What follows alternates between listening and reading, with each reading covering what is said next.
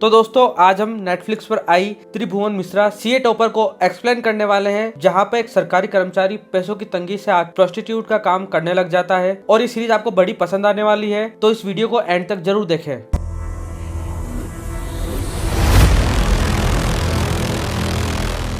तो एपिसोड 1 की शुरुआत में हम त्रिभुवन मिश्रा को देखते हैं, जिसे एक आदमी मार रहा होता है और वह मारते हुए कहता है कि तू बहुत औरतों के साथ मजे कर चुका है, अब मैं तुझे जिंदा नहीं छोड़ूंगा। तभी मिश्रा मौका मिलते ही उसके हाथ से बंदूक गिराकर चाकू से उसे मार डालता है और खून देखते ही वह खुद वहां बेहोश हो जाता है। अब हम यहाँ से कुछ महीने पहले का सीन देखते हैं, जहाँ मिश्रा अपनी बीवी और बच्चों के साथ मूवी देखने आया हुआ था। अब हम यहाँ देख पाते हैं कि मिश्रा का साला शंभू और उसकी बीवी भी इनके साथ मूवी देखने आए थे। जैसे ही मूवी में थोड़ा सा रोमांटिक सीन आता है, मिश्रा अपने साले शंभू को कहता है कि चलो पॉपकॉर्न ले आते हैं। फिर जैसे ही दोनों बाहर जा रहे थे, तभी इनके पीछे एक बिंदी नाम की लेडी हटने को कहती है, जो अपने पति राजा के साथ आई थी। यहाँ हमें पता लगता है कि बिंदी को मूवीज का बड़ा शौक है और वह भी चाहती है कि उसका पति भी हीरो की तरह उसके साथ रोमांस करे, पर यहाँ तो उसका पति उससे ढंग से बात भी नहीं करता और यह सब मूवी खत्म होने के बाद घर चले जाते हैं। वहीं हम देखते हैं जैसे ही कपल थिएटर से बाहर निकलते हैं, वहाँ कुछ गुंडे उन्हें बंदूक दिखाकर रोक लेते हैं और हमें पता चलता है कि ये लोग राजा भाई के आदमी हैं। तब यह देखकर राजा की बीवी बिंदी कहती है, अच्छा इसलिए तुम मुझे मूवी दिखाने लाए थे, क्योंकि तुम्हें तो यहाँ खुद का काम था।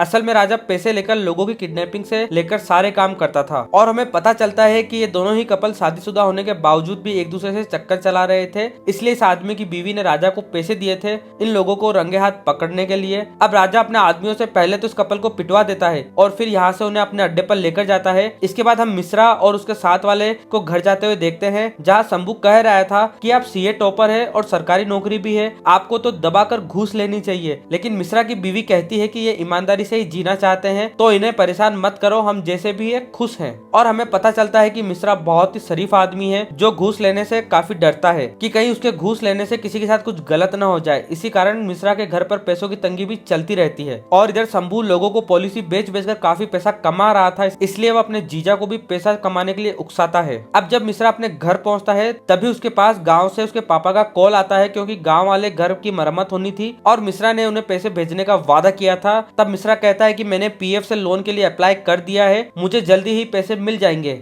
यह सुनकर मिश्रा के पापा कहते हैं कि तुम तो सरकारी नौकरी में हो और सीए टॉपर भी हो, तुम चाहते तो तुम्हें ऐसे लोन अप्लाई करना ही नहीं पड़ता, घूस लेकर भी तुम करोड़पति बन जाते। यह सुनकर मिश्रा भड़क जाता है और कहता है कि मुझे कोई घूस नहीं चाहिए, मैं अपनी जिंदगी में ऐसे ही खुश हूँ और पैसे आपको मिल जाएंगे, आप चाहो तो काम शुरू करवा लो। इधर हम बिंदी और राजा को देखते हैं। जब बिंदी राजा के साथ रोमांस करना चाह रही थी, तब राजा को अपनी डायबिटीज की इंसुलिन लेकर बिंदी को कहता है कि मुझे बहुत काम है, मुझे परेशान मत करो। यह सुनकर बिंदी उदास हो जाती है। असल में बिंदी को राजा पैसे तो देता था, पर वो उसकी बॉडी को कभी भी सेटिस्फाइड नहीं कर पाता था, जिस कारण वो उदास ही रहती थी। वहीं हम मिश्रा को देखते हैं, जिसकी बीवी केक का बिजनेस भी करती थी, जिसे 2-4 ऑर्डर ही आ पाते थे, जिस कारण आए दिन केक ओवन में ही खराब हो जाता है और इसी कारण मिश्रा की बीवी ठोक पीट कर किसी तरह उस बेकरी को चला रही थी। यहाँ पर इनकी बातों से पता चलता है कि भले ही इनके पास पैसों की कमी है, पर इन दोनों पति पत्नी में बेहद प्यार है।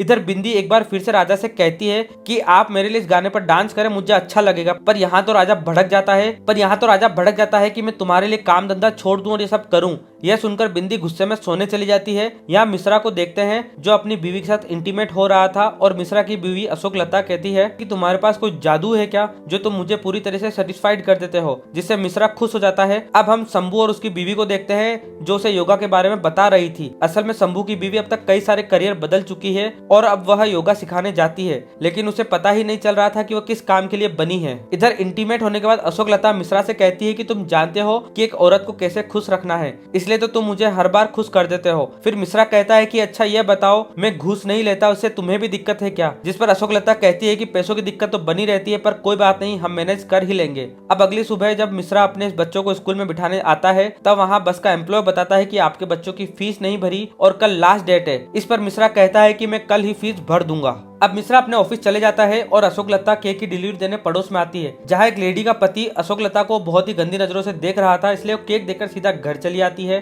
यहाँ स्कूल बस में मिश्रा के बेटों को 2 लड़के बुली करते हैं और उनसे उनका लंच छीन लेते हैं, क्योंकि उनकी मम्मी बहुत अच्छा खाना बनाती है। साथ ही वो मिश्रा के बेटे को मारते भी है। यह देखकर उसकी बहन कहती है कि आप पापा से क्यों नहीं बताते, वो लड़का कुछ नहीं बोलता। इधर मिश्रा जब रास्ते में पान खाने रुकता है, तो पान वाला आदमी एक आदमी पर भड़क रहा था। मिश्रा के पूछने पर वो बताता है कि मुझे अपनी माँ को पैसे भेजने हैं, लेकिन यह आदमी मेरे पैसे नहीं दे रहा है। फिर वो मिश्रा से कुछ पैसे उधार मांगता है तो मिश्रा सोच में पड़ जाता है क्योंकि उसके पास भी पैसों की तंगी थी। हालांकि वो पैसे देने के लिए मान जाता है कि तुम मुझे पैसे जल्दी लौटा देना, क्योंकि मिश्रा का मानना था कि लोगों की मदद करते रहना चाहिए। इसके बाद हम मिश्रा के बॉस को देखते हैं जो एक लड़की के साथ कार में गंदी गंदी हरकतें कर रहा था। फिर ऑफिस आने से पहले वो लड़की को उतार देता है। अब जैसे ही वो ऑफिस आता है तो वो मिश्रा से मिलता है और यहाँ बातें करने लगते हैं। तभी हम वही लड़की देखते हैं और हमें पता चलता है वो तो मिश्रा के बॉस की असिस्टेंट है, लेकिन ये अपने चक्कर के बारे में ऑफिस में किसी को भी पता नहीं चलने दे रहे थे क्योंकि इनसे इन दोनों की बहुत बदनामी होगी। अब मिश्रा के पास उनकी एक कलीग लता आती है जो उसे पीएफ लोन का चेक देती है और कहती है ये अप्रूव हो गया है,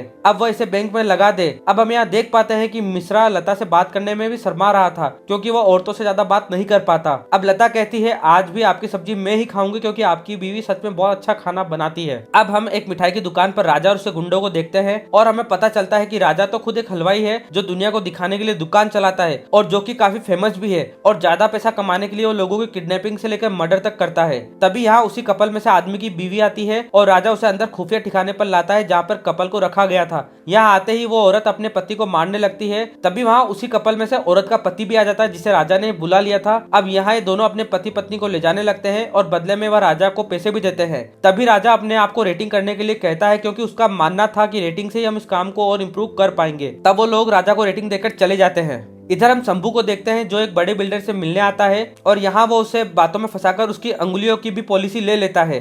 अब यहाँ ऑफिस में मिश्रा के पास अंशल नाम का एक बड़ा आदमी आता है जो कि गुंडे टाइप का था और वह मिश्रा से एक फाइल पर साइन करने को कहता है और कहता है कि साइन होते ही हमें बिल्डिंग बनाने की परमिशन मिल जाएगी, आप चाहो तो मैं आपको अच्छे पैसे भी दे दूंगा। लेकिन मिश्रा मना कर देता है और कहता है कि मैं सब नहीं करता, पहले फाइल के कागज सही करवा लो तब बात करेंगे। इसके बाद हम राजा को देखते हैं जो एक आदमी से बात कर रहा था कि आपने जिसे पकड़ने को कहा था हमने उसे पकड़ लिया, अब बताओ क्या करे। तो वो आदमी उसे मारने के लिए कहता है, बदले में वो उसे अच्छे पैसे भी देगा। ये सुनकर राजा उसे अपने आदमी से कहकर मरवा डालता है। इधर हम ऑफिस में रात के टाइम मिश्रा के बॉस और उसके असिस्टेंट को देखते हैं जहाँ ये दोनों इंटीमेट हो रहे थे। फिर इंटीमेट होने के बाद असिस्टेंट बॉस से कहती है कि मुझे अगली बार आईफोन भी चाहिए और उसका बॉस मान जाता है और साथ ही उसे कहता है कि मैं तुम्हें प्रमोशन भी दूंगा। फिर जैसे ही लोग ऑफिस से बाहर आते हैं वहाँ पर अंशल बैठा था। वो मिश्रा के बॉस को बंदूक दिखाकर कहता है कि तेरे उस मिश्रा ने मेरा काम रोक रखा है, उसे बोल साइन कर दे वरना जो पैसे मैंने तुझे दिए हैं वो सारे के सारे एक साथ निकाल लूंगा। इस पर बॉस कहता है कि मैं मिश्रा से बात करूंगा। इसके बाद बॉस मिश्रा के पास फोन करता है और अंशल की फाइल पे साइन करने को कहता है, भले ही उसमें कितना ही घपला हो।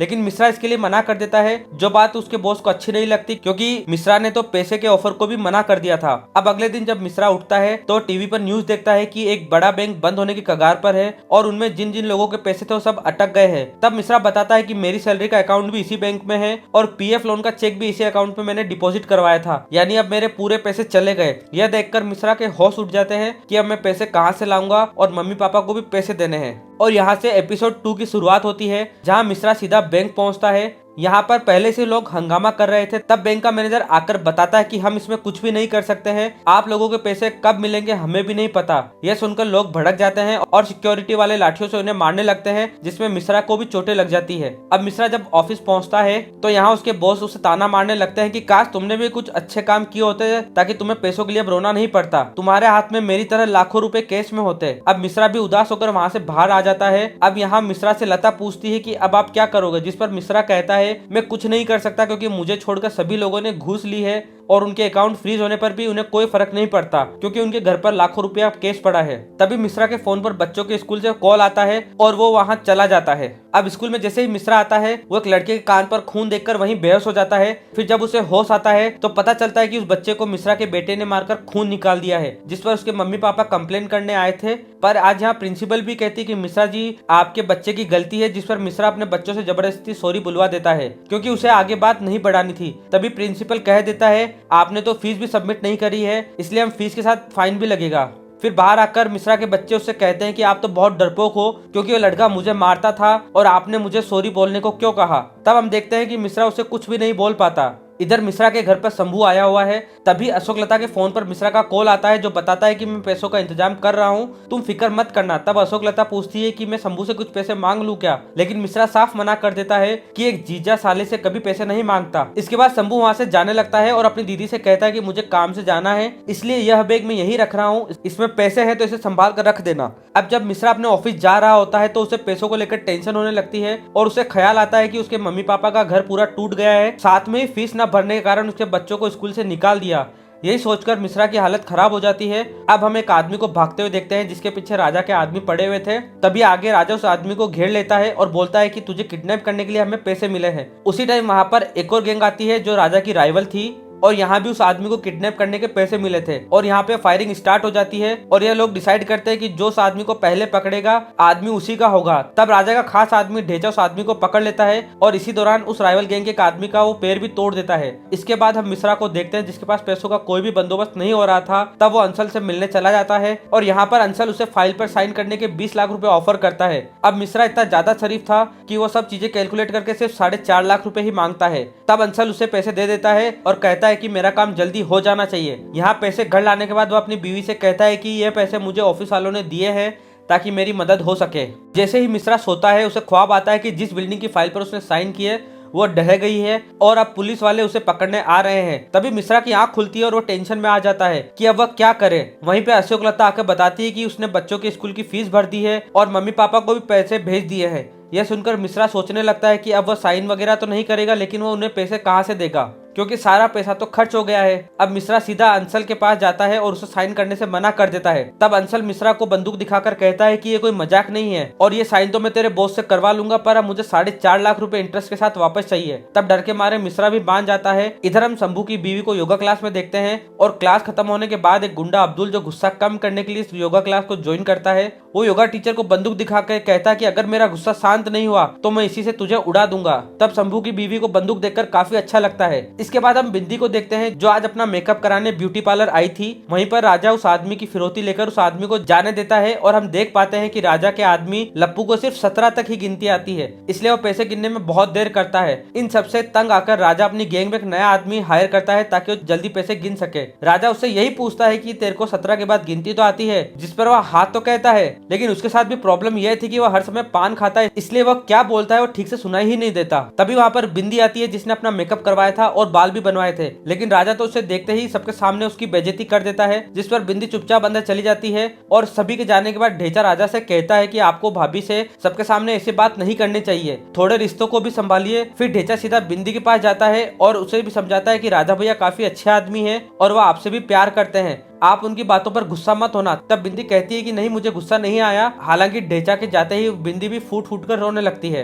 अब हम मिश्रा के एक घर पर देखते हैं जहां उसने आज अपने साले को खाने पर बुलाया था। फिर मिश्रा अपनी बीवी के साथ जाकर बताता है कि मुझे जिस आदमी ने पैसे दिए थे उसे वापस चाहिए, इसलिए तुम अपने भाई से कुछ पैसे उधार मांग लो। लेकिन अशोक लता मना कर देती है और कहती है कि तुमने उस दिन तो मना किया था, इसलिए आज मैं पैसे नहीं मांगने वाली। तभी खाने के दौरान मिश्रा खुद ही शंभू से कुछ पैसों के इंतजाम के लिए कहता है, लेकिन शंभू तो मना कर देता है कि उसके पास अभी पैसे है ही नहीं और जो पैसे उसने दीदी के पास रखे हैं वो क्लाइंट के लिए हैं। फिर वो अशोक लता से बैग लाने को कहता है और ये दोनों पति पत्नी यहाँ से जाने लगते हैं और जाते जाते वो मिश्रा से कहते हैं कि और लहराओ ईमानदारी का झंडा, अब आ गई ना दिक्कत। फिर उनके जाते ही मिश्रा अशोक लता से कहती है कि तुम्हारे भाई के पास पैसे थे लेकिन उसने देने से मना कर दिया। तब अशोक लता भड़क जाती है और कहती है कि कोई हमारी मदद क्यों करेगा, तुमसे तो कुछ जुगाड़ हो नहीं पाया, बड़े ईमानदार बनते हो ना। यहाँ वो गुस्से में अपने पति को लूजर तक बोल देती है, जो सुनकर मिश्रा को गुस्सा आ जाता है और वो स्कूटर उठाकर निकल जाता है। इधर हम शंभू को देखते हैं जो अपने क्लाइंट के पैसे भी मार्केट में लगाए बैठा था ताकि प्रॉफिट कमा सके। और यहाँ उसकी बीवी कहती है कि अच्छा हो तुमने अपने जीजा को पैसे नहीं दिए, क्योंकि हमारे पास जो पैसे हैं उसे हमें फ्यूचर के लिए भी तो बचाना है। इधर मिश्रा सीधा एक पब में अपने दोस्तों से मिलने जाता है जो उसके कॉलेज के दोस्त थे,